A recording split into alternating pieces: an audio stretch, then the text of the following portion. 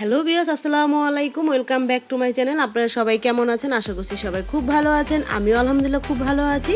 তো নতুন একটা রেসিপি নিয়ে আজকে হাজির হলাম। তো আজকে রান্না করব খাসির গোশত রসুন দিয়ে আলু দিয়ে। তো খাসির গোশতটা রসুন দিয়ে আলু দিয়ে রান্না করলে খুবই মজা হয়, খুবই টেস্টি। আর রান্নাটা খুব সহজ, রান্নাটা তো সহজ হওয়া উচিত, তাই না? তো ভিউয়ার্স, আমার এই চ্যানেলটা যারা এখন পর্যন্ত সাবস্ক্রাইব করেননি তারা প্লিজ সাবস্ক্রাইবটা করে নেবেন, লাইক কমেন্ট শেয়ার দিতে ভুলবেন না প্লিজ। তো চলুন পুরো রেসিপিটা দেখে নিই।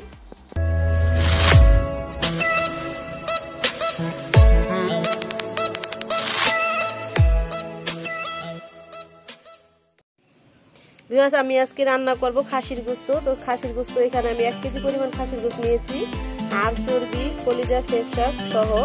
তো সেই খাসির গোশতটা আমি রসুন দিয়ে আর নতুন আলু দিয়ে রান্না করব। তো চলুন দেখে নেই কিভাবে আমি রান্না করছি। তো কড়াইতে আমি দিয়ে দিচ্ছি তেল পরিমাণ মতো।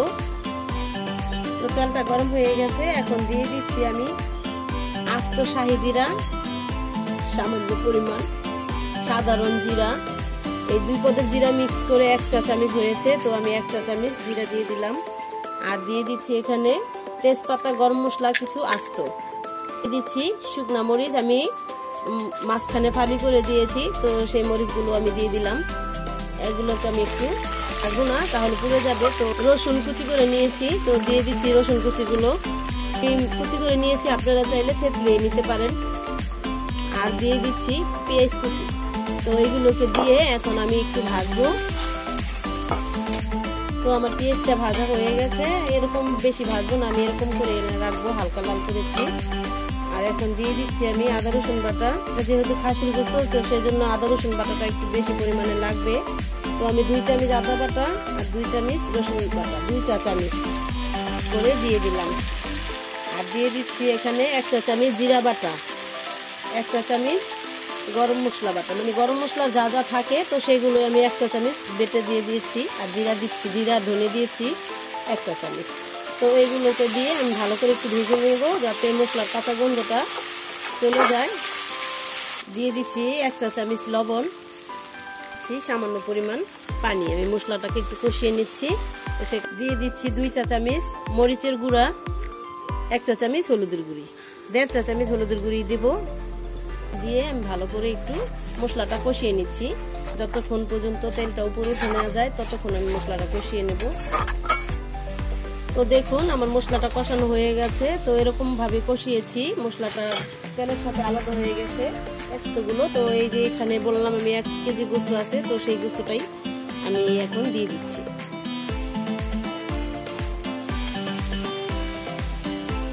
তো দিয়ে আমি এখন মিশিয়ে নিচ্ছি গোশতটা মশলাটার সাথে, ভালো করে কষিয়ে নেব। মিশানো হয়ে গেছে, এখন আমি কিছুক্ষণের জন্য ঢেকে দিচ্ছি যাতে গোশতের পানিটা উঠে যায়। তো সেই কারণে আমি একটু ঢেকে দিব। তো 5 মিনিট পর আমি দেখছি, তো দেখুন কিরকম পানি উঠেছে 5 মিনিট পর। তো এই পানিটা দিয়ে আমার গোশতটা কিছু কষানো হয়ে যাবে। তো আমি ঢেকে দিচ্ছি।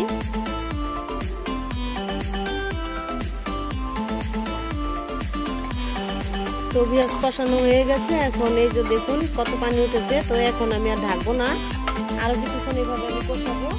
তো এখানে দিয়ে দিচ্ছি আমি 1/3 কাপ পরিমাণ টক দই ফেটে নিয়েছি। তো সেই টক দইটা আমি দিয়ে দিচ্ছি। তো টক দইটা দেওয়া হয়ে গেছে, এখন আমি এটাকে মিশিয়ে নিচ্ছি। টক দইটা দেওয়ার পরিমাণে আরো পানি উঠবে, তো সেই কারণে আমি ঢাকবো না, এটা এভাবে আমি কষিয়ে নেব। দিয়ে দিচ্ছি এখানে একটা টমেটো আমি ফালি করে নিয়েছি, তো সেই টমেটোটা দিয়ে দিচ্ছি। আমি টমেটোটা দিচ্ছি, আপনারা চাইলে টমেটো সসটাও দিতে পারেন। কষানোর মধ্যে দিলে টমেটোটা গলে যাবে, টমেটোটা দিলে তরকারিটা খুবই টেস্টি হয়। তো এটা এভাবে আমি বেশ কিছুক্ষণ কষিয়ে নিচ্ছি। তো এই তো দেখুন আমার তরকারিটা কষানো হয়ে গেছে, টমেটো গলে ভর্তা হয়ে গেছে।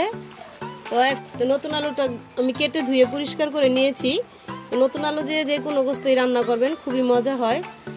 তো খাসির গোশত দিয়ে আপনারা খেয়েছেন কিনা বলতে পারি না, তো আমি খাই খাসি, তো আমার কাছে ভালোই লাগে। দিয়ে এখন আমি আলুটার সাথে গোশতটার সাথে বেশ কিছুক্ষণ কষিয়ে নেব। তো এই তো বেশ কিছুক্ষণ আমি কষিয়ে নিয়েছি, কষানো হয়ে গেছে। এখন এখানে দিয়ে দেব আমি আস্ত কিছু রসুন নিয়েছি, এটা আমি মুখটা ফেলে পরিষ্কার করে ধুয়ে নিয়েছি। তো আর উপরের চোকাটা ফেলে দিয়েছি। তো এখন এই যে জয়েন্টটা যাতে না ছুটে, তো সেরকম করে আমি রসুনটা নিয়েছি। এখন এই রসুনগুলো দিয়ে দিচ্ছি, দিয়ে আমি এটার সাথে আলুটার সাথে মিক্স করে দিচ্ছি। মিক্স করা হয়ে গেছে, এখন আমি কিছুক্ষণের জন্য ঢেকে দিচ্ছি। তো আমার তরকারিটা কষানো হয়ে গেছে, ঝোলের পানি লাল মগটা দিয়ে আমি 3 মগ পানি দিয়েছি। তো এখন মিশিয়ে আমি এটাকে আবার ঢেকে দেব।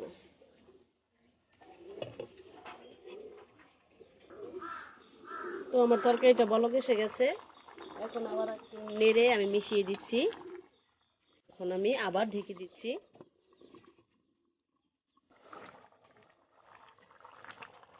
তো ভিউয়ার্স, আমার তরকারিটা হয়ে গেছে, আলু সিদ্ধ হয়ে গেছে। এই তো দেখুন আলুটা বেশ সিদ্ধ হয়েছে। তো এখন আমি দিয়ে দিব কাঁচামরিচ। আমি যখন রান্নাটা বসিয়েছি তখন কাঁচামরিচটা দিই নাই, এখন আমি দিয়ে দিচ্ছি প্রায় 10-12টা কাঁচামরিচ। তো দিয়ে কাঁচামরিচটা দিয়ে আমি একটু মিশিয়ে নিচ্ছি, ঢেকে দেব। তো কিছুক্ষণ পরে আমি আমাদের বিক্রমপুরের ঐতিহ্য শাকবাটা, তো এখানে 2 টেবিল চামচ পরিমাণ শাকবাটা নিয়েছি, আমি কিছু পানি দিয়ে গুলে দিয়েছি, দেওয়া হয়ে গেছে। এখন আমি এটাকে একটু মিশিয়ে দেব। খাসির গোশটা, গরুর গোশটা যদি এভাবে রান্না করেন খেতে কিন্তু ভীষণ মজার হয়। খাসির গোশটা ওইভাবে রান্না করলে খেয়ে দেখবেন খুব মজার হয়, খুবই টেস্টি। তো 2-1টা আলু থাকলে খেতে কিন্তু মন্দ হয় না, আর নতুন আলু তো মিক্স করলে মিষ্টি লাগে না, তো সে কারণে এভাবে রান্না করলে খেতে ভীষণ মজার হয়। তো এই তো মিশানো হয়ে গেছে, এখন আমি ঢেকে দেব। তো ভিউয়ার্স, আমার তরকারিটা হয়ে গেছে। তো দেখুন কিরকম হয়েছে, এতটুকু ঝোল থাকবে না, টেনে যাবে, কারণ তরকারিতে আলু দেওয়া হয়েছে, তো সেই কারণে ঝোলটা থাকবে না। তো আমি এতটুকু ঝোল রেখেই নামিয়ে ফেলবো। এটার ঝোলটাও খেতে ভীষণ মজার হয়। তো আমার তরকারিটা হয়ে গেছে, এখন দিয়ে দিচ্ছি আমি এখানে 1 চা চামচ পরিমাণ জিরা এবং গুঁড়োটা দিয়ে দিলাম, দিয়ে আমি মিশিয়ে নিচ্ছি। তো হয়ে গেছে আমার তরকারিটা রান্নাটা, এখন আমি নামিয়ে নিচ্ছি। তো এই তো ভিউয়ার্স, হয়ে গেছে আমার খাসির গোশতটা রসুন দিয়ে আলু দিয়ে রান্না। তো দেখতে যেরকম সুন্দর হয়েছে, দেখতে যেরকম সুন্দর, খেতে তার চেয়ে দ্বিগুণ মজা। এই রান্নাটা খুবই মজা। তো সহজ হওয়া উচিত, তাই না? আমি আপনাদেরকে সহজ করে দেখাবার চেষ্টা করেছি। যদি আমার রেসিপিটা ভালো লেগে থাকে, লাইক, কমেন্ট, শেয়ার দিবেন, সাবস্ক্রাইব করবেন, পাশে থাকা বেল আইকনটা ক্লিক করে দিবেন। যখনই আমি নতুন ভিডিও দেব সাথে সাথে নোটিফিকেশন আপনাদের কাছে চলে যাবে। তো সবাই ভালো থাকবেন, সুস্থ থাকবেন, দেখা হবে নেক্সট কোনো ভিডিওতে। তো আজকের মতন এখানেই টানছি। আল্লাহ হাফেজ।